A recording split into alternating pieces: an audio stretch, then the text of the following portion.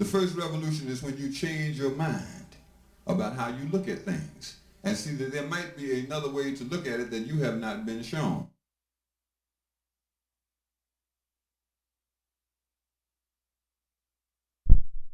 Peace and blessings, everyone. Peace and blessings. Just recently, during this month, the month of August, we have celebrated the 49th birthday of hip hop. And I want to talk about that. I really want to talk about that because, in my mind, as much as hip hop gave, it took even more.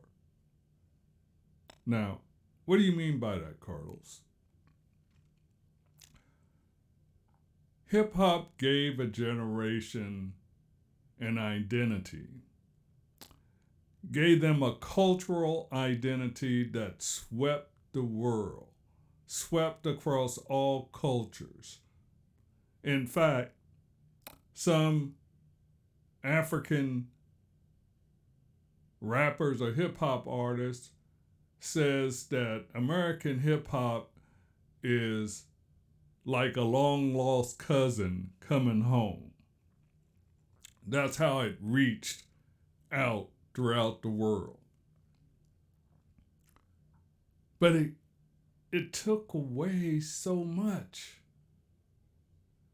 If you don't understand what hip hop took, then it's kind of hard to celebrate a culture that killed a culture.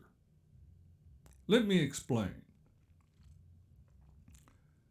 Hip hop, first of all, was used to sell our youth, my children, everything from tennis shoes to alcohol to clothing lines to now today to NFTs, cryptocurrency, you name it. Hip hop was used to sell it to us.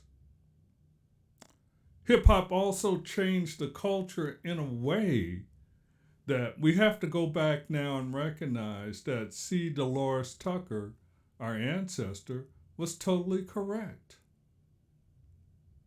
Because it changed the culture and created something I call the nigga factory. All right? Because it created that mindset. It created us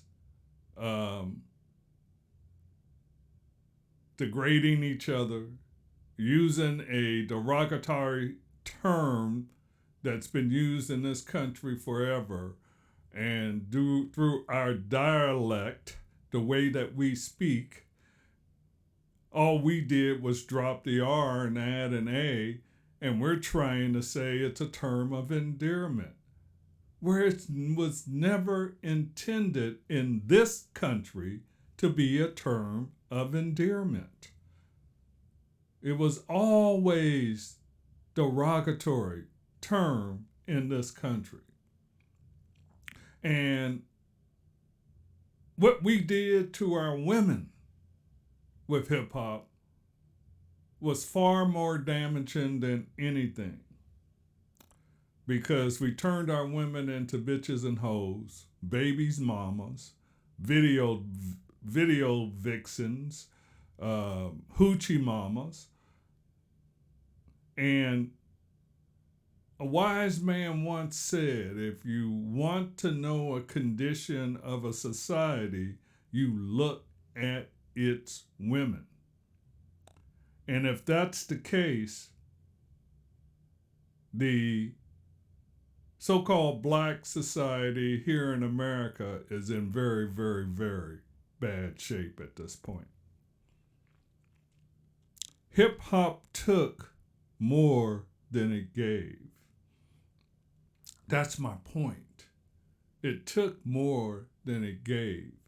Hip hop started off as fun, as a very unique art form, because these were very ingenious men and women that took samples of other music and turned it into a completely different art form.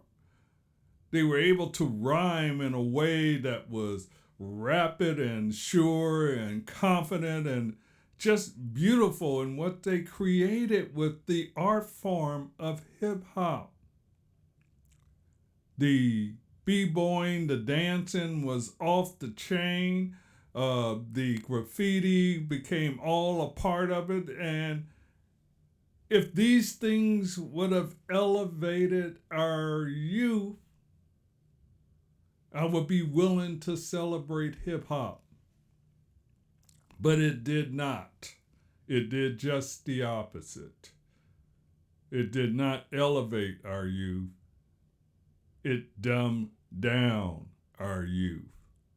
Now, as a parent of the hip hop generation, there were some things that I tried to do to take my children in a different direction. But the culture of hip hop, the peer pressure of hip hop overcame all of that. And they succumbed to the hip hop culture. So hip hop is 49 years of age. And today we still have grown men walking around sagging, and don't act like y'all didn't know. Sagging, if you flipped it, is niggas. All right? And we tried to even tell y'all what the sagging meant because the whole thing came out of prisons. That's another thing hip hop sold us on. Death, destruction, and prison. Because it helped create the gang violence that went down in the 90s. It helped, yes it did. And it continues to help with the creation of violence today. Hip hop took more than it gave. And after it's all said and done, C. Dolores Tucker again was right that the only people who would benefit from the sales of hip hop was the corporate record companies themselves. That's who benefited from hip hop. So again, as a parent of the hip hop generation, I recognize the genius of hip hop and the art form, but I have to condemn what it did to black culture.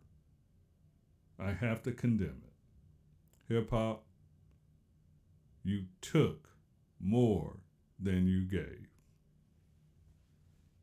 I'm out.